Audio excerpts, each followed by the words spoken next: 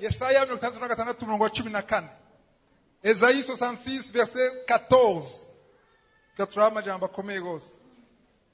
Yesaya 66 umurongo wa 14. Muzobibona kandi imitima yanyu izonezerwa. N'amagufa yanyu azototahara nk'ubwatsi bubisi. Kandi ukuboko k'Uhoraho kuzomenyekana mu basavyi biwe. Kandi ukuboko k'Uhoraho kuzogera gute? Mu basavyi biwe cyangwa mu bakozi biwe cyangwa mu bana biwe bandanye. Kandi azoshavurira abansi biwe. Azoshavurira cyangwa azorakarira abansi biwe. Haleluya. Ngo ukuboko kwande Imana ishimwe. Mu Gifaransa abafite biyezi Gifaransa handitse ngo l'Éternel manifestera sa puissance. Imana izogaragaza ubushobozi bwayo, ariko origine ijambo si puissance, ijambo ni ukuboko. Mu Kirundi handitse ukuboko, sivyo?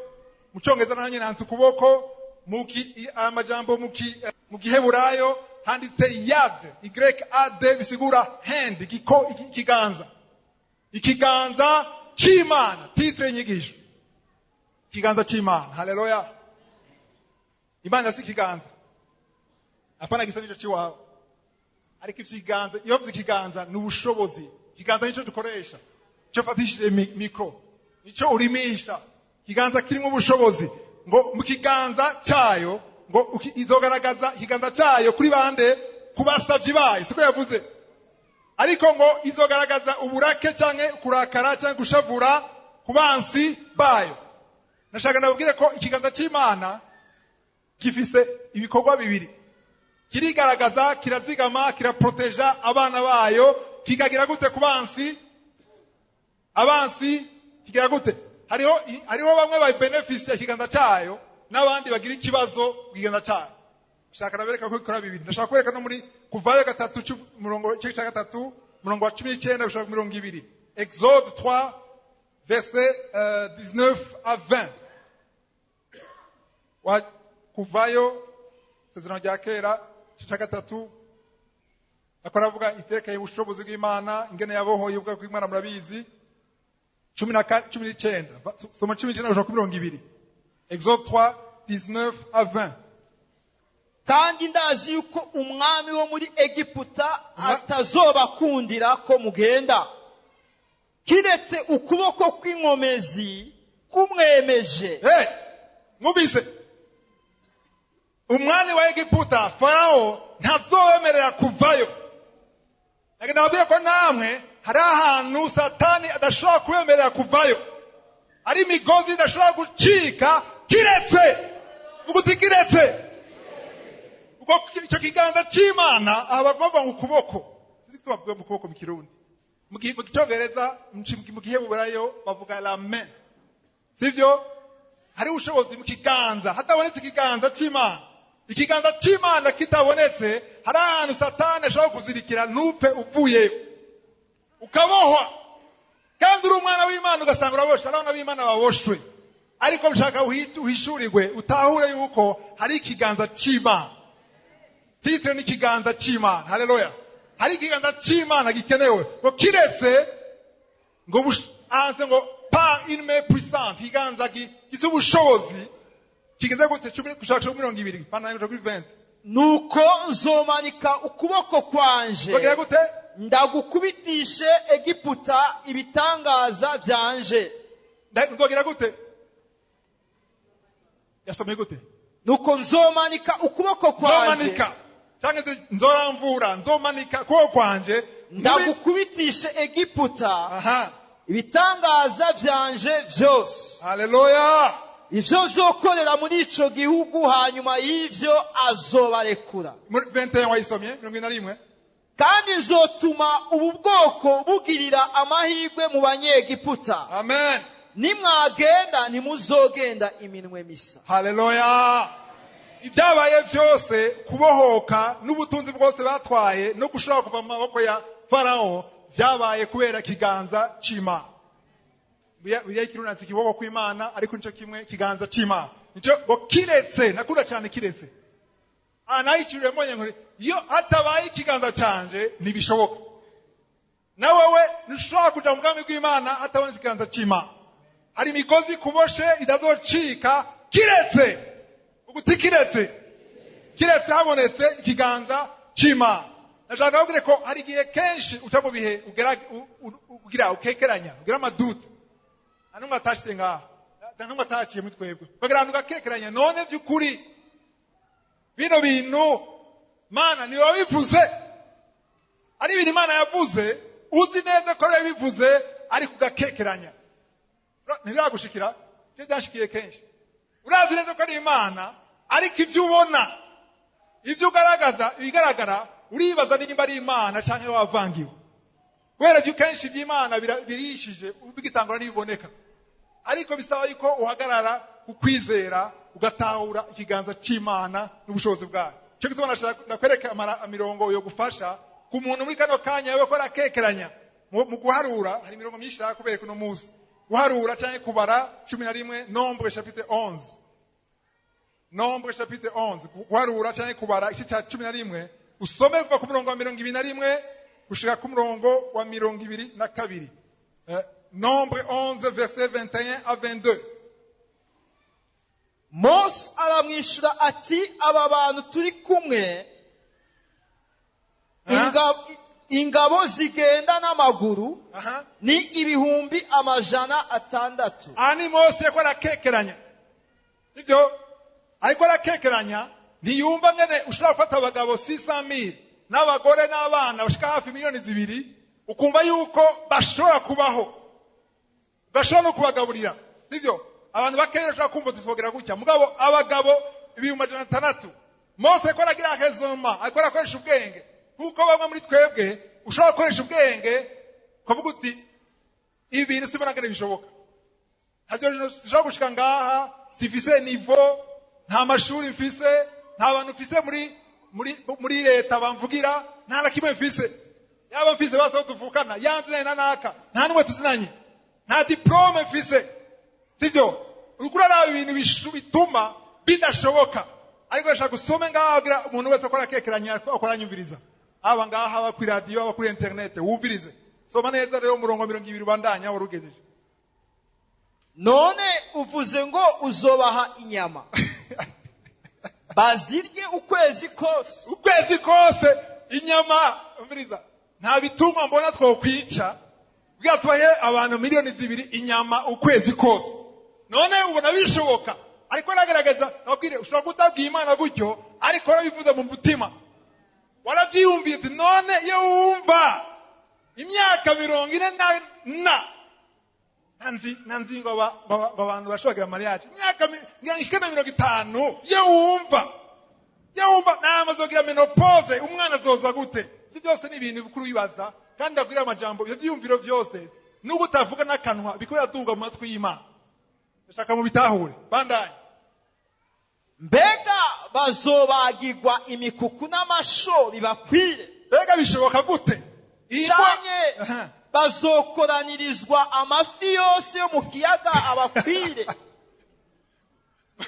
amafi yose arashobora kuyazana bakarya umunsi umwe ukwezi ayo mafi azogera igihe ahere hakenewe ko bavuka yandi ntibibyumvikana hari ibintu runaka ko bitumvikana. Mbega iyi ndwara uyu mugera wamaze kubona kangahe mbega birashoboka ko nkira mbega kanseri ni hehe twumvise ko kanseri ikira ugasanga kuri ibibazo byinshi wumvise rero bandanye wageze kuri Uhoraho yishura Mose ugeze ku mwaka kangahe 23 oya voilà kubize rero voilà kubisa amajambo ya Paul ndamukunda cyane Mose amajambo ko aravuga aya samajambo yo gukekeranya n'amajambo y'ubwenge ibyo avuze byose birumvikana.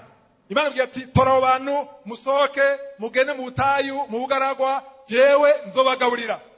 Okay ndashaka kuvyumva yuko wewe ushobora kuzana ziriya nka zikaza tukazijya nta n'inka mbona inyama zizohera amafi azohera raba abantu abagabo ni 600,000 gusa tutavuze ngene baraba polygame bw'abagore babiri cyangwa batatu n'abana 2 millions y'abantu barenga uzobagaburira gute? Nashaka ni umuntu wese akora kekeranya muri kano kanya, nashaka wumve ngene Imana ikwishura. Haleluya. 23, soma 23. Uhoraho yishura Mose ati, amwishura gute? mbega ukuboko kwanje jewe Uhoraho kwabaye kugufi. Wazugeza nga mbega c'est la main. Mbega ikiganza canje cabaye kigufi. Nuvuga yuko wewe Mose ugira unyemeze yuko hari aho ngarukira, hari aho nashobora gushika. Hari abantu bavuga ngo Imana irafashwa, muraze kubyumva? Imana irafashwa, Imana ifasha uwifashije. Jewe ndubaha imico, ndubaha ikirundi, mugabo sinavyemera ivyo. Imana ifashwa, siko? Imana iragufasha, iragushoboza, wewe ishaka we dispose. Iragushoboza ivyo wewe udashobora. Igushoboza ivyo udashobora. Abantu benshi bashaka Imana ice mu nzira babona kwishoboka. Haleluya. Hari abantu basenga babona umuntu yobahezagira. Uramuzi, washaka kumuvuga. Mana mukoreko mubuza amahoro. Umva Imana ikura yatuyo. Ikura yereka yica. Uriya namukunzi uriya mukobwa namuzitiye naca. Ubiriza Imana ni Imana. Imana uri Imana. Imana uri Imana. Imana ni Imana. Iraza itayishaka inzira zayo si igihumbi gusa. Irarenga igihumbi. Ses voies sont insondables. Ushobora gutahura hica. Irashobora gukora ibintu udashobora kwibaza. Haleluya. Ndashima Imana ko bino bintu bitahuye kera cyane. Gikizwa na n'umufu n'umusazi. Barambwira abantu ngo iyo uragwaye mu mutwe. Abyibuka muri 2003, 2002, 2003. Harazaza akambwira abakozi b'Imana. Akambwira ati wewe uragwaye. Ndemeye ko gwaye muri Yesu. Okay, Imana nyeretse nzovuga ubutumwa abantu benshi isi yose. Bazusure kwishuri kwanza. Bazusure kwishuri hanyuma ugende kuri theology uronke diplome hama tukumenye hama wandike igitabo hanyuma. Ariko Imana yivuze. Haleluya. Imana yivuze la science. Nabwiye la science ni Imana yiremye mwe mubi.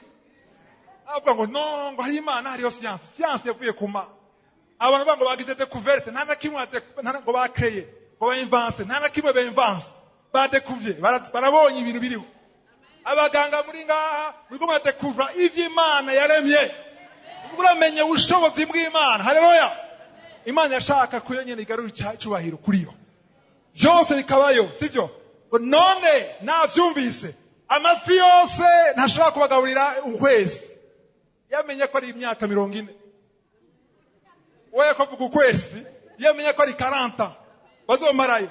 Cyo nkundira Imana yabwigiye azomarayo. Aho tumitayivuze. Nta numwe kuvayo. Umure Mose yekuvayo wenyine.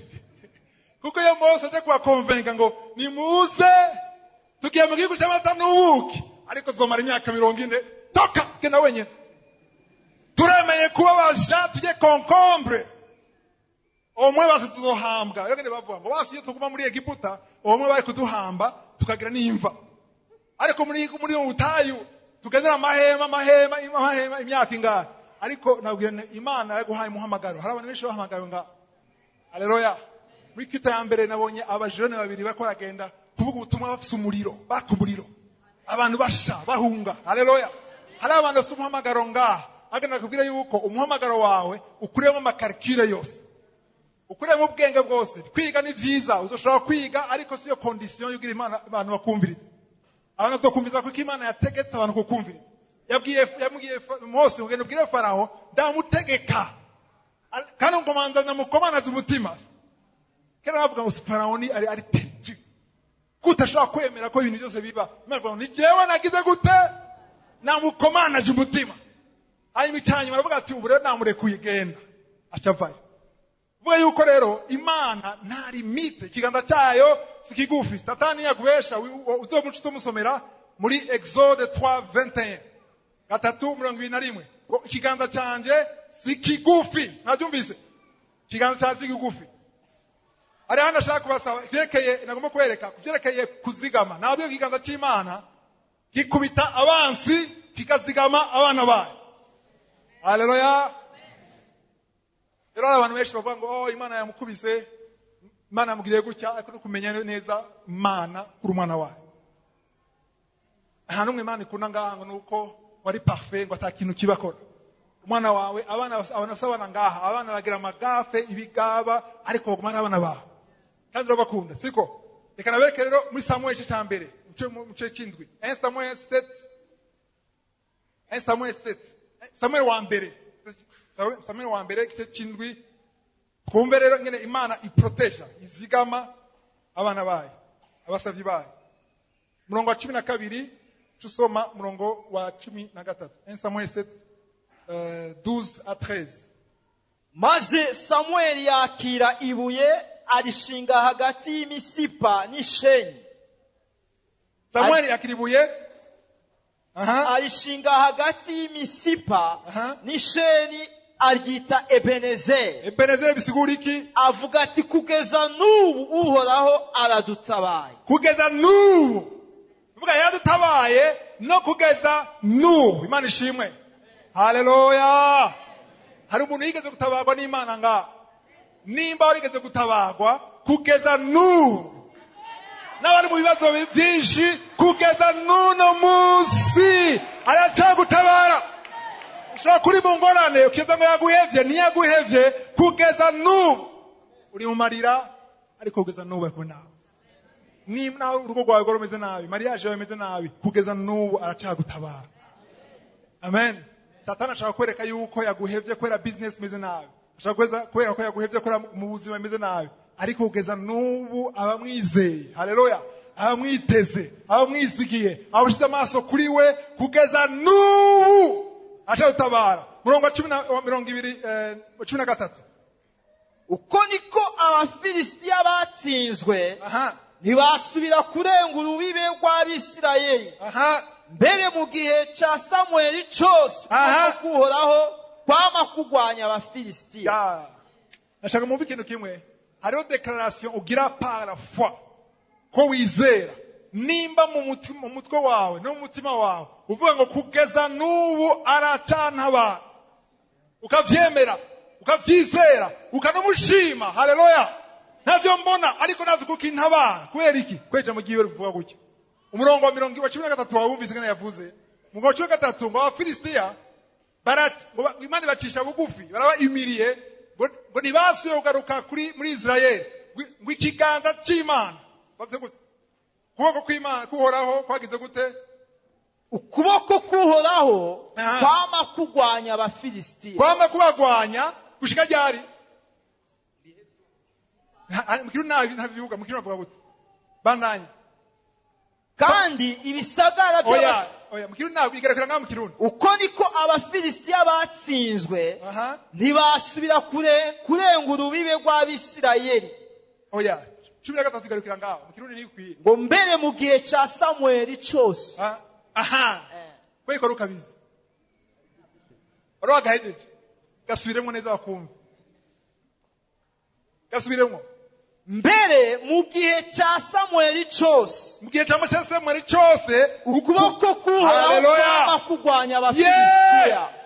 Urabyumva? Igihe ca Samuel cyose gushika apfe gushika aveho ikiganza cy'Uhoraho cyagumye kuri we. Mwavyumvise? Haleluya. Abafilisitiya ni ishusho y'iki? Ishusho ya Satani n'amadayimoni. Ariko nabwiye nimba wizera bashira amaso kuri ku Mana, bashira amaso kuri ndiho. Haleluya. Igihe cyawe cyose ikiganza cy'Imana kizaba kuri wewe. Ashaka twumve iyi kiganza cy'Imana kuri wewe icyo bisigura. Satani arabona abo ikiganza cy'Imana kiri kuri bo. Ikiganza cy'Imana nikiba kuri wewe uri mu byaha, uri mu buzima bw'ibyaha. Amen. Nuvuga yuko Satani araza wewe waciye inzira wamugururiye. Nigiye kuri amajambo yo kwidodomba kwihebura nuvuga yuko wamugururiye umuryango. Amen. Tuza kwibona munsi ingene umuntu ashobora kuzigamwa aba protege. iyo uciye bugufi ukaba mu kugororoka, aho mu gitondo twavuze kuvyerekeye ubwami bw'Imana. Amen. Ukondera ubwami bw'Imana n'ukugororoka kwayo. Amen. Kwayo uzobona ubushobozi bw'Imana. Ikiganza c'Imana kizoba kuri wewe ubuzima bwawe bwose. Ndashaka ikiganza c'Imana ko kigwa ku buzima bwiwe ubuzima bwose gushika upfe cyangwa uzogende mu ijuru, ikiganza c'Imana kibe kuri wewe. Niyo mara kuvyizera ukabitahura ukabishurirwa, ntuzosubira kuguma ubona satani ahantu hose, ntuzoguma ubona amadayimoni ahantu hose, ntuzoguma urivuga akazo kawe kavuga inyatsi ahantu hose, sivyo? Uzobona ikiganza c'Imana.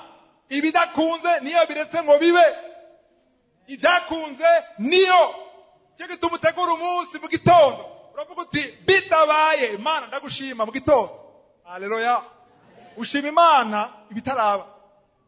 Bavuga ati uno munsi ndagiye. Amen. Ndashaka ikiganza cyawe kijane nanje aho nja hose. Ikiganza c'Imana kiri kumwe nawe, aho ugenda hariho faveur iba kuri wewe mu gihe bizoba bihwanye n'ubugombe bw'Imana. Haleluya. Bitabaye ntuzokwidodoma, bitabaye ntuzoshavura, ntuzorakara ngo kubera iki bitakunze. Amen. Ndibuka umujene umwe yagiye kurondera visa, yasenze gutyo baramwima visa muri Amerika, agarutse arambwira ngo Imana ishimwe banyimye. Umujene kandi ngaha ndashima Imana ko bamwimye. Kuko iyo bayimuha uno munsi na MK tuba turi ngaha hasa gutya. Ntawe navuze. Barakamwima. Ndashinakunze yaje nezerewe ngo banyimye. Imana ishimwe banyimye. Yagiye mu interview yambaye isaha yanditse ko ngo USA ndani. Ariko baramwima kubera ikiganza c'Imana carayugaye. Ikiganza c'Imana cugurura gusa kirugara. Kirugara kandi kikugurura. Cugara ibya Satani. Ndabwire ubanza kubitahura ntuzosura kwidodomba. Yamevye. Kandi yanyemereye tukamaze gushikana date ya mariage na ureke agende. Avuga amen abagabo we gusa. Abakobwa ati amen.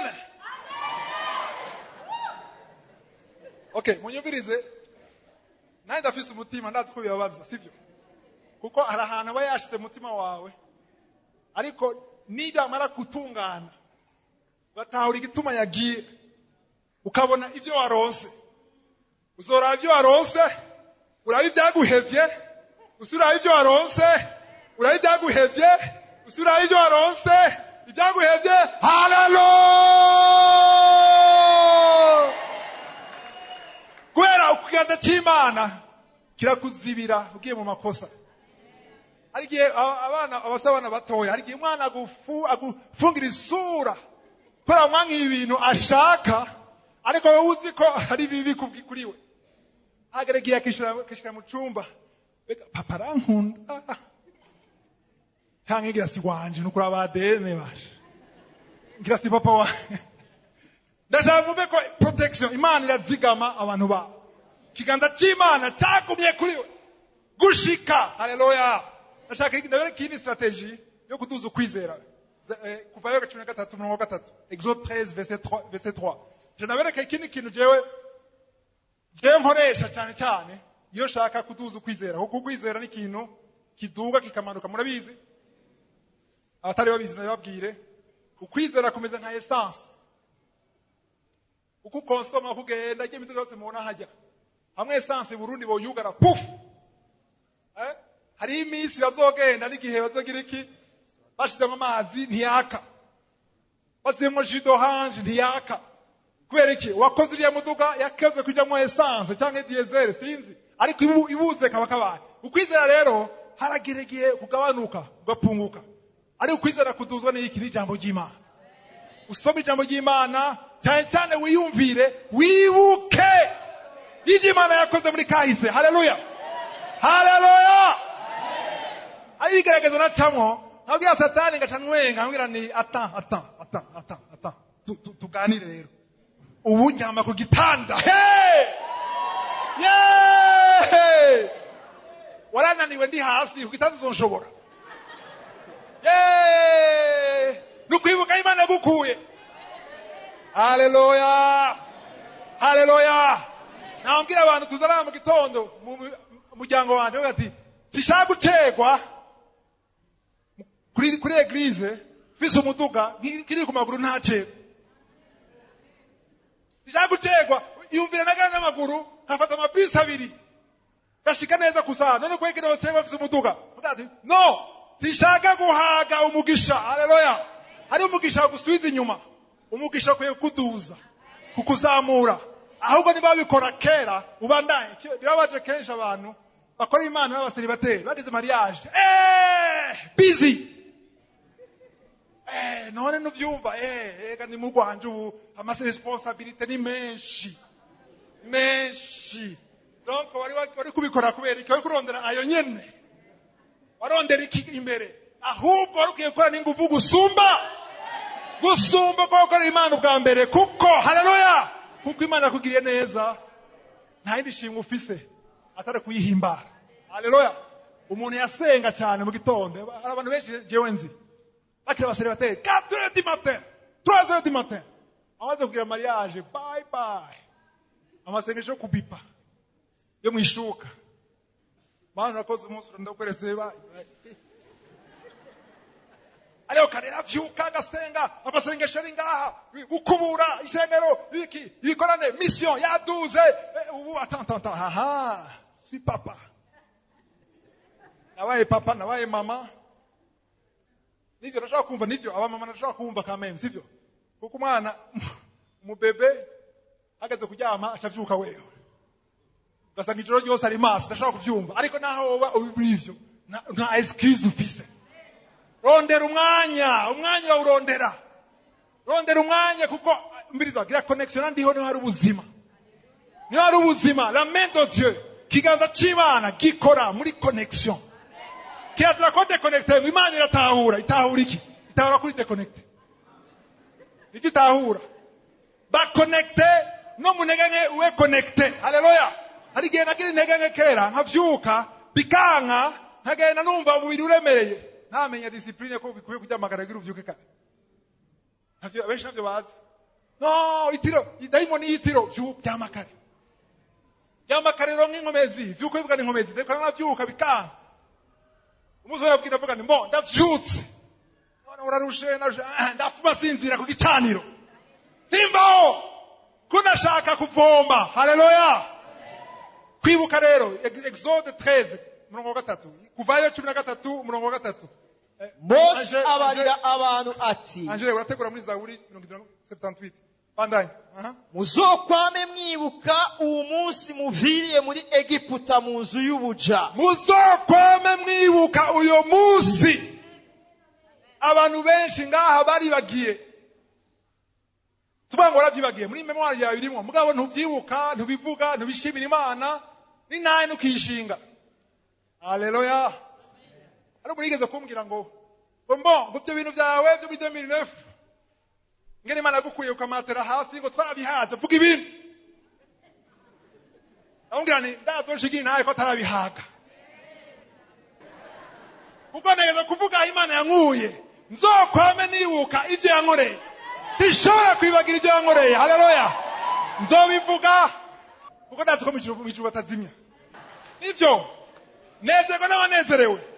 Shima onye nashinze ntahe neze kuko bavuze ngo ajya muziye ntahe mushika ngaha ngo nukwirata kubera iki aje ngo bazomunesha niki n'inkota niki n'ijambo hamwe no gushinga intahe rero temonyaje n'inkota utemonyaje satani arayanka. Haleluya. Ntabwo z'Imana nakunze vuga ngo ikintu namani busa satani nuko yanesheje ku musaraba. Satani ashaka uvyibagire ivyo umusaraba ntubivuge aranga kumwibutsa defete. Umuntu yabaye imiriye akababara ukamwibutsa ko yanesheje biragukora hano sivyo. Rero ukwavuze ngo uzokwame wibuka muzokwame mwibuka ngene Imana yagize gute yakuye muri Egiputa sikusomye mungo wa kangahe wa gatatu baho bandanye kuko uhoraho yabakuje ino ubushobozi bwinshi ntihazogire imikate irimwo umwambiro murya. kusoma wakanga wa gatatu. Aha, bandanya. Okay, wa gatatu surutangure verset 3. Quand l'Éternel vuga mukiro. Mose abarira abantu ati, muzokwame mwibuka uwo munsi muviriye muri Egiputa, uwo munsi muwibuke mu nzu y'ubuja, kuko uhoraho abakuje ino ubushobozi bwinshi. Geza ngaho ahavye ubushobozi bwinshi. Original ni yad mu Giheburayo, YAD, la main. Abo Gifaransa bangere banditse, car c'est par sa main puissante. Imana yabakuye muri Egiputa ikoresha ikiganza cyayo gikomeye. Abazi ubushobozi ariko nta kiganza bavuze ngana kuko bavuze. Ubushobozi bwinshi. Nabwiye yuko ndashaka yuko aha bavuga ubushobozi bwinshi ni kiganza, par sa main puissante. Niho nicyo yakoresheje kubakura muri Egiputa. Nako ndakwereka imirongo usoma. Nanasabye Angela tegure mise Zaburi 78. Psalm 78 verset 42. Murongo wa 42.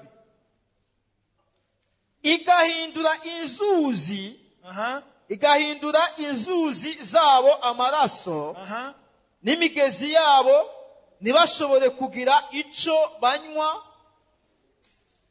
Kusoma 42. Nikurasoma. Cyane n'ibijyanye mu Kirundi n'icyo n'Igifaransa. 78 verset 42. Ils ne se souviennent pas de sa puissance. Mu Kirundi hanze gute? Ntibibuka ukuboko kwayo. Canye umunsi yabacunguyeko. Haleluya. Ikabakiza umwansi. 43 soma 43. Kandi yuko yashize ibimenyetso vyayo muri Egiputa, n'ibitangaza vyayo mu gahinga k'Isowani. Haleluya. Bo nibibuka abanditse mu Gifaransa puissance ni yadi nyene nababwira kiganza cyayo. Amen. Ndababwira yuko kwibagira ikiganza cy'Imana bigutera intege nke. Kwibagira ibyo Imana yakoze bituma usubira inyuma. Kwibagira ibyo Imana yakoze bituma widodomba. Igihe cyose wibuka ibyo Imana yakoze bigutera intege. Wewe uvuga uti yarabikoze aracyafise inkomezi. Nimba wizera ko yakoze yagutabaye muri kahize, warugiye kwizera ko n'ubu arashobora. Unavuga ngo n'ubu aracyadutabara. Ko twasomye. Haleluya. Umwanya uranjanye. Hari nashana bereka ikintu gikomeye cyane nashaka kwigisha uno munsi ntari bwavuge. Niko ndategura inzira. Isigaye. Piyo ya 5 nkasigenga. Imana ishimwe. Ngira nabe ikintu bikomeye, ikintu nitwa strategy. Canke kumenya ingene ikiganza cy'Imana cokora n'ubushobozi mu buzima bwa. Ndashaka kubimenya. Petero wa mbere 5 murongo wa 6. Amajambo niko nababwira mu yandike ndabasabe. Kuko ashobora guhindura ubuzima bwawe complètement. 1 Pierre 5 verset 6. Petero wa mbere 5 murongo wa 6.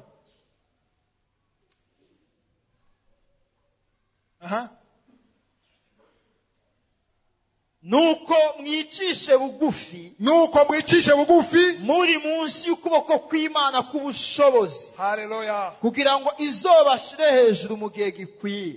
Haleluya. Gushira hejuru. Ninda shaka ko Imana izomushira hejuru niba utabaza kuja hejuru. Ninda yifuza ko nawe wagiye hejuru urakeneye hejuru gusumba aho uri. Ninda shaka ko Imana izomushira hejuru. Okay. Eka tugira abo batabishaka rero. Gira bumve akamaro ko gushigwa hejuru. Gushigwa hejuru si ubwibone. Gushigwa hejuru ni promotion. Amen. Gushigwa hejuru no kuduzwa kubw'icubahiro cy'Imana. Imana ishobora kuduza pour sa gloire. Haleluya. Nimba ronka dukeya ashobora guha twinshi. Nimba ari limite aho ugarukira irashobora guha inkomezi zisumba aho rugarukira. Nimba ufite akazi Imana ishobora guha promotion bijyanye n'ikiganza cyayo bitajyanye na qualification yawe. Haleluya. Yasuye kubaza ninashaka gushigwa hejuru. Baragwiriye Imana ishimwe. Haleluya. Gushigwa hejuru n'Imana ni vyiza. ariko gushigwa hejuru kwishira hejuru ni bibi mu byandike. Kwishira hejuru nibyo bita ubwibone. Amen. Mu migani 18:12 Proverbe 18 verset 12 yuko imbere yo kugwa habanza kubiki, ntihabanza gushigwa hejuru, habanza kwishira hejuru cyangwa ubwibone, sivyo? Amangu imbere yo kuduzwa, hanyenda babwiye imbere yo kuduzwa watangura iki? Guca bugufi. Haleluya. Mwana jambo Imana ikubwira ngo icishe bugufi nayo izogera gute? Nguzo gushira hejuru. Mugabe bavuze ngo cishe bugufi, ngo mushire bugufi kugira ngo vuga wanse gusoma kandi subira mu murongo. Nuko mwicishe bugufi muri munsi y'ukuboko kw'Imana k'ubushobozi. Vuguti munsi. Ariko ukuboko kw'Imana uwe munsi. Kwishira hejuru nukuba hejuru y'ukuboko kw'Imana. Subagwe ushatse kugerageza kuba hejuru. Mugazo turaza kubona yuko nibagerageza kuja hejuru Imana izokumanura. Kandi imkumanuye kenshi haraba amadega. Ari kuri kizimbi, sivyo? Ni byiza rero kutahura yuko ukwiye kuba munsi. Nashaka byukuri muvyo navuze vyose kuva mu gitondo. Wumve yuko ukwiye kuba munsi y'ikiganza c'Imana. Amen. Imana izokora ibintu mu buzima bwawe ariko uje munsi. Iyo ugiye munsi bisigura iki? Iyo ugiye munsi nuvuga yuko si ukiboneka. Namwe Paulo avuga ngo sije nkibaho n'indabaho ni Kristo aba muri jewe. Kuba munsi nukwinyegeza cyangwa kwihisha inyuma y'ikiganza c'Imana. Nuvuga yuko ikiganza c'Imana nico kiza kuboneka, si wowe uza kuboneka, nico kiboneka. Dufate ngo ahaye ndashobora kuza munsi yene ahanye no intuze mpagaze ndashobora kuja munsi gutya kwena nashaka kuboneka.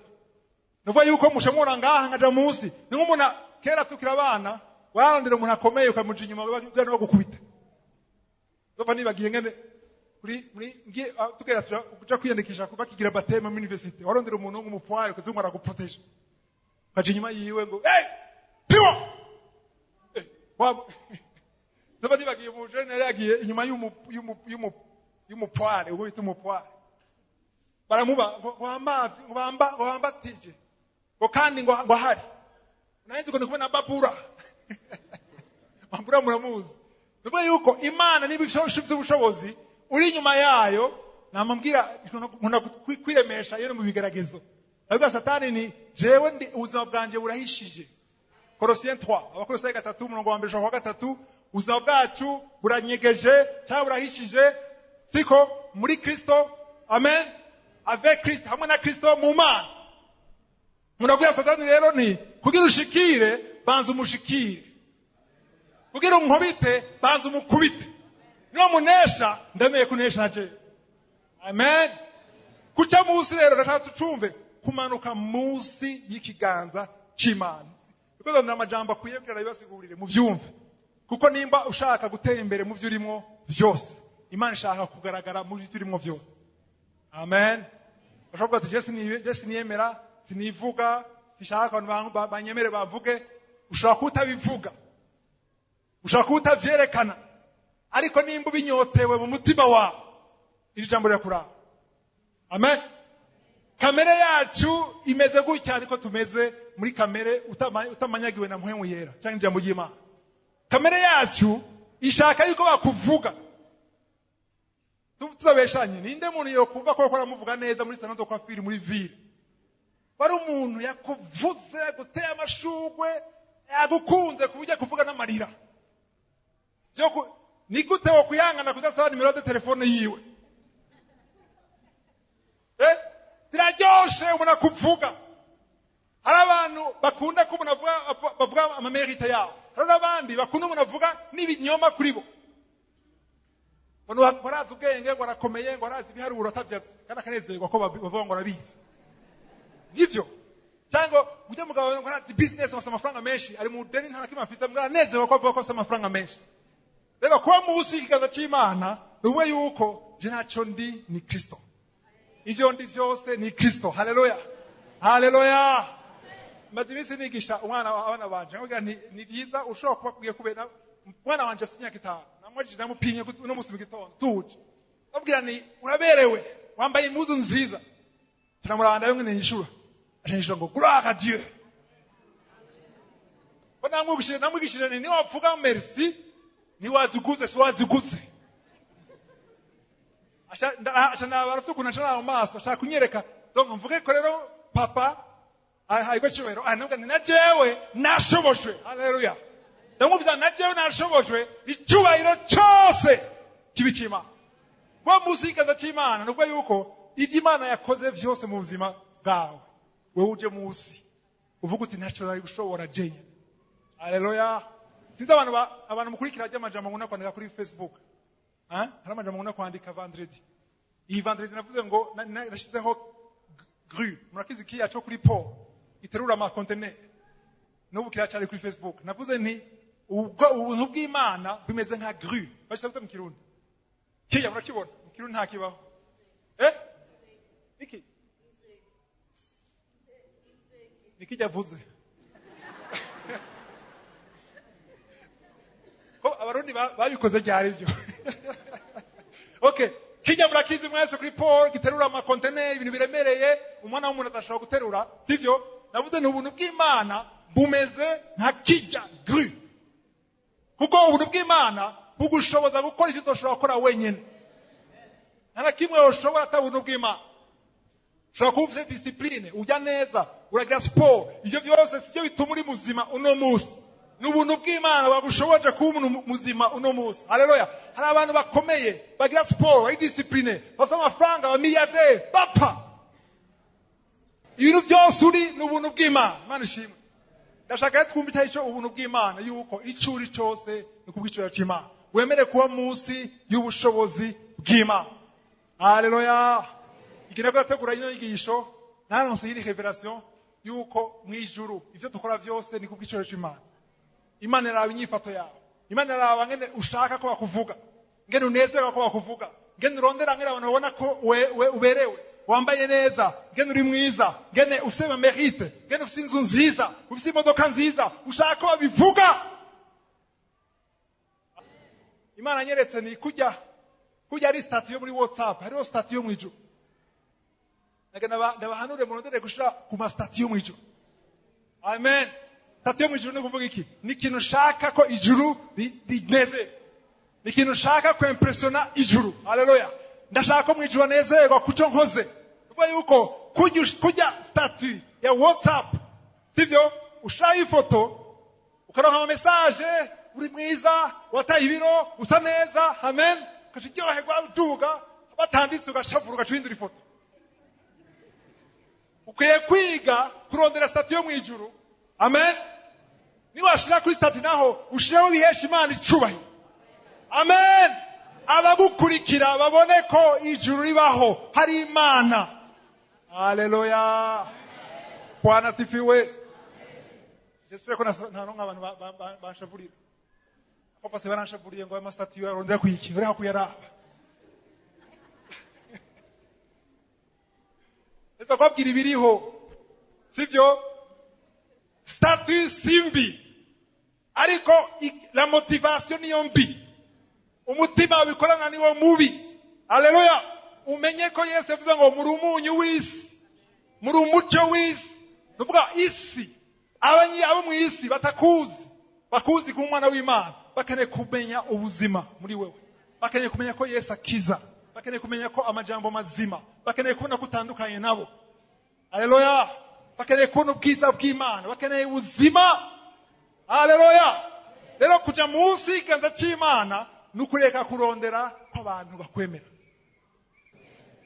abastatiwe no bastatiwe bari ngaho uzogera hano wibaza wewe uti mbere kweki ndabishira kwereka ishira kwibi kweki ndondera ifoto nziza gusumba imwe nanje mvuga ni ego basure bavuge wewe ndondera umutima wawe niwe wiyizi sivyo niwe wiyizi gituma ubikora urazi gituma ubishiraho urazi gituma ubona amajambo uzoke kwiyumvira uti mbenga no shiraho ntege no mwanyandikira no vyakira gute cyo yishu no kwihanga kumenyera igituma bikora uje munsi kiganza cy'Imana Yakobo 4 Jacques 4. Jacques chapitre 4. Murongo wa gatandatu, wasomye wa gatandatu gusa. ariko itanga ubuntu burushirije. Imana itanga ubuntu burushirije. Ini grâce excellente. Ico gituma ivuga iti, Cyo gituma ivuga iti, Imana irwanya abibona. Imana iragira gute? Era, je natanga ngene mubona nk'ibisanzwe. Mwego nibisanzwe. Imana iragwanya. Bega abana b'Imana bashobora kuba abibona. Birashobora kuba na Imana yibona. None uwo mwana w'Imana agiye muri kategori y'abagira gute? Yaba gwanywa nandiho. Ha. Aya majambo n'abatera ubwoba. Ngene ko mutibona mwebwe. Mugabo yateye ubwoba. Kumva yuko Imana ikugwanya. Umunsi wa mbere navyumva nagize ubwoba. Nagize ubwoba. Nagize ubwoba kuko nakuze kuva nkizwa nzi yuko amgakiza Satani yantera cyampungira ku Mana ingwanire. Hamasanze ko ari situation aho Satani angwanya ngaha, Imana ikangwanya ngaha mbaye wande. Ngo hariho ngo ariko ngo bace bugufi ngibaha ubuntu apana ordinaire. Ndakora kwigisha no mukanguka yuko ubuntu burakura. Kwase en grâce, mukure mu buntu. Haleluya. Ubuntu bwawe uno munsi ubuntu urimo sikukwiye kuba mora ne prochaine cyangwa mwakuza. Ukwiye kuba mu buntu uje mu buntu ntatahura udogwangwa cyangwa grâce uje mu yindi grâce. Sibyo? Hariho ubuntu uvamo cyangwa ubwiza uvamo kaje mu bundi. Amen. Rero ubuntu buraduga kandi bukamanuka. Cyangwa bukaduga bugasora bukaduga. Ariko buduga gute? Mwabonye ijeke iduza ubuntu. Ayibo. Niyi guca bugufi. Haleluya. Guca bugufi ni ijeke imiduza ipine imodoka nshaka guhindura ipine. Guca bugufi kurakuduza, kurakuzamura, hama kwera waciye bugufi, Imana guha ubuntu bwinshi. In grâce excellente, burengeje. Ikirundi bavuze gute? Abicisha bugufi ibaha ubuntu. Aha. Bandanye. Avango irakodo au contraire une grâce plus excellente. Wakisomye gute cyo? Abicisha bugufi ibaha ubuntu. Bavuze ubuntu gusa. Aya. Nakunda ubuntu bugize excellent. Sivyo? Bwishi. Burushirije. Ndakunda ubuntu burushirije. Hari ubuntu busanzwe n'ubuntu burushirije. Bisigura yuko ukuca bugufi ni Imana iguha ubuntu bwinshi. Wana majambo ikiganza cy'Imana kigenda kigaragara muri wowe kugenda uca bugufi. Natahuye mu gatandatu hanyuma bango ariko Imana ngiragwanya bibona ikagira ubuntu abaciye bugufi. Ayitaho. Iragwanya bibona ikaha ubuntu abaciye bugufi. Murongo w'indwi verset 7. Nuko mugamburukira Imana. Nuko mugamburukira Imana mugwanye Satani nawe azobahunga. Haleluya. Nianda tarazi murongo benshi barawuzi. Murongo w'indwi ngo Satani ngo bagira gute? Ngo tumuresiste. Tumugwanye azogera gute nawe azogera gute? Azobahunga. Abantu bari bafashe verset 7 gusa ndabugura amaso. Bashaka kubyandike. Umurongo w'indwi ntushobora gukora uwa gatandatu udakoze. Abamwanya mu vyumvire. Verset 7 nishobora gukora ya 6 dakoze. Amen. Soumettez-vous donc à Dieu. Muche bugufi imbere y'Imana. Hanyuma Satani azogera gute? Mumugwanye nawe azohunga. Hari ibintu bitatu ngaha. Cya mbere ni guca bugufi imbere y'Imana. Sivyo? Kwemera guca munsi ikiganza cy'Imana. Cya kabiri kugwanya Satani. Cya gatatu arahunga. Mani majambo iyo ufite ubwibone no mu mutima munawure neza. Niyo ufite ubwibone mu mutima. Mbega uzomenya gute ufite ubwibone? Iyo uwabaye kumva ngo urakomeretse ko batavuze kuberewe. Umudamu yageze kumbwira ngo yumvire nagiye ku kazi ndashika ndavayo nta numwe yambwiye ko mberewe. Nanditeze n'imiburi nka batanu. Niwo barakota kubwire kuberewe. Niwo barakota kuravuga mama hite yawe. niba uvuga ngo bamuvuze ngo je ntibamvuze niwumva ushaka yuko umenyekana nuvuga yuko nturi munsi y'ikiganza c'Imana uriko urashaka kuja hejuru ko urarengera ikiganza c'Imana nimba umeze gutyo rero nashaka kure yuko udashobora kugwanya Satani. Tu ne peux pas résister au diable ukuri hejuru y'ikiganza c'Imana ntibishoboka. Bisigura yuko Satani adashobora guhunga. Haleluya. Ntashobora guhunga kubera iki? Ko nabona wewe abona ikiganza cyawe ntabona ikiganza c'Imana. Nico gituma witwa Uza yaciye apfa yakoresha ikiganza ciwe. Imana avuga ati shaka ikiganza cy'umuntu shaka ikiganza canje. Imana ishimwe. Aha mwahumvise? Ndavuze nta mwahumvise? Muri siko mwahumvise? Aha, kwa munsi y'ikiganza c'Imana. Midi kairageze mwana se 5 minutes sivyo? 5 minutes gusa ndayirenze. Ko nahise umurongo wundi nashaka ko mugenda mufunguye. Sivyo? Umurongo wundi wantahuje ikiganza c'Imana kuri wewe ngene ushobora gukora ibirengeye ibyo ushobora. Birengeye capacity yiwawe, birengeye inkomezi ziwawe. Tuje mu bami abami ba mbere. Cyiciro 18. 1 Roi chapitre 18 ni umurongo wa nyuma. 1 Roi chapitre 18. Inkuru mayizi ya Eliya ngene yasenze imisi indwi acabona gacu natwe kwa jeno bakunda gacu mwanya wose muhuye mbega nta gacu 18. Haleluya. Eliya arabonye gacu kagaragaza yuko imvura igirigwe cyayuzura ubushobozi yaratumye umukozi wiwe ndavuga ati imvura iraguye. Amen. Itabaye rero hari umwami ngaha yitwa Ahabu bari muri direction imwe bagiye ahantu yitwa Jezreel. Amen. Jezreel umuntu yagiye Israel yakubwira Jezreel ahantu hari plague gutya ahantu hari imisozi. Umwe yari yari yakoragana ku mikogote ni nkuko yari ku modoka. Nkuko twavuze ngo turagiye kuri Annonciature. Umwe agiye mu modoka yiwe hajya. Eliya nawe agiye ku maguru. Muriko muriruka imvura yaguye bira munyagirwe. Katusome byakoretse ngaha. Murongo 44 kuja 45. Toma 44:45 kwanza. Hanyuma kubugira indwi aravuga ati ndabonye agacu gatoya kangana n'ikiganza c'umuntu. Kaduga kava mu kiyaga. Eliya aramubwira ati genda ubarire Ahabu ati zirikisha imikogote yawe ku mafarasi umanuke imvura ntikuzibiranye. Nuko haheze akanya gatoya ijuru ripfukwa n'ibicu umuyaga urahuhuta hagwa imvura y'isegenya. Ariko Ahabu yurira mu mukogote wiwe aja iye Zireli. Ahabu agiye muri Mercedes yiwe. Rero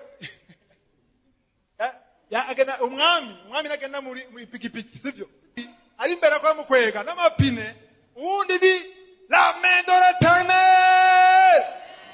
Ikiganza c'Imana ni cyaha kuri wewe uzosiga n'abantu bose bari mu bintu bigaragara by'isi biri mu logique biri mu bwenge bw'umwana w'umuntu. Kubera ko Imana bikoze gutyo kubera iriya farasi byose niyo byumvikana cyane ntuzeya Mose akora avuga ati none twoziye zose. Eliya kuvuga ati none iyo wumva ngo ndiruka na Carl Lewis nashobora gusiga imodoka ariko ngo yaramusize gushika Jezreel. Kubera iki? La main de l'Éternel fut sur Eli. Ndakwifuje ikiganza c'Imana kiba kuri wewe. Mu vyurimo ikiganza c'Imana kibe kuri wewe. Mu kazi kawe ikiganza c'Imana kibe kuri wewe. Muri mariage yawe uzorusenga ikiganza c'Imana kibe kuri mariage. Abana bawe bamusengera iminsi yose. Mana ndasenze ikiganza cyawe kibe kuri wewe. Ikiganza cyawe c'Imana kibe kuri wewe. Ndavuze ikiganza cyandiyo kibe kuri wewe. Mariage yawe, urugo rwawe, akazi kawe, ministeri yawe, umuhamagaro wawe, la main de l'Éternel ibe kuri wewe. ndarangije Imana ishimwe mengo nako niruka nka Eliya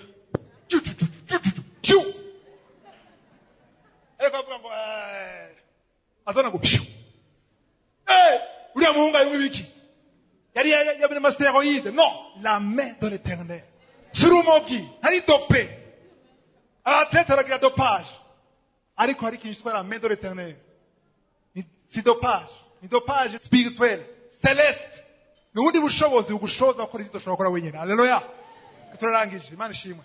Umuntu wese yumva ko ashaka icyo kiganza cy'Imana akwiye gusenga, ahaguruke dusenga. Hanyuma umuntu ashaka atarigera yakira Yesu zo kuraba piyo tuzi kuboko zo kuza nganda ndifuriza umuntu atarakira Yesu umwami n'umukiza ukekeranya ko kijijwe ukekeranya ko hamwe accident yo bahajya utoja mu ijuru ntugende utavuga n'umukozi w'Imana kuko namara gukizwa niho uja mu mugwi wa yabo ikiganza cy'Imana kiba kuri. Amen. Abasigaye dusenge dusaba by'ukuri ikiganza cy'Imana kiba kuri twebwe muri byose. Hari cyo mwize? Hari ikintu gishasha mwize? Hari watewe intege? Haleluya. Hari warakekeranya atari bwatahure uno munsi yumva ko ikiganza cy'Imana kibaye kuri we. Intumbero nuko amasengesho yawe ahinduka, ubuzima bwawe buhinduka, nusubire kwemera Satani ko kubesha. Bishobora kuba byabaye nawe muri kahise, mugabo Imana igufite umugambi mwiza. Imana ishimwe. Imana turagushima kuri Imana yumva, Imana ibona, Imana ishoboye.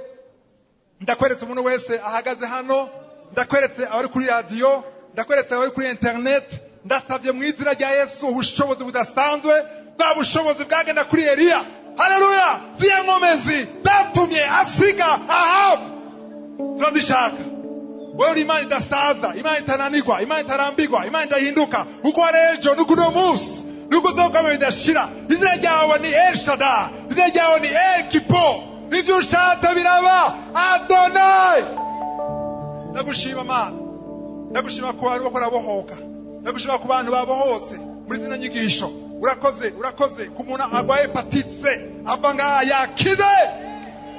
Shima. Haleluya. Hari abantu babiri baboshwe n'impuhwe mu busambanyi, hari abajene baboshwe na masturbation. Ndavuze ni ikiganza cyawe kibagendere, ikiganza cyawe kibagendere mu izina rya Yesu. Haleluya. Ndagushima Mana. Hari umuntu arwanyumviriza kuri internet kandi aryamye adashobora paralysé. Ndavuze ni mu izina rya Yesu Kristo, haguruka. Que la main de l'Éternel soit sur toi au nom de Jésus. Urakoze Mana ku nkomezi dukuye ngaha. Ndasenge umuntu wese agiye ndimo ugenane natwe ikiganza cyawe kibe kuri twebwe kuko gushika nubu uracadutabara. Ndavuze ni gushika nubu uracadutabara kuko abafilistiya batasubiye kuja muri Isirayeli. Turavuze amadayimoni n'abasataniste bahunge bibe kuri twebwe mu izina rya Yesu Kristo. Amen.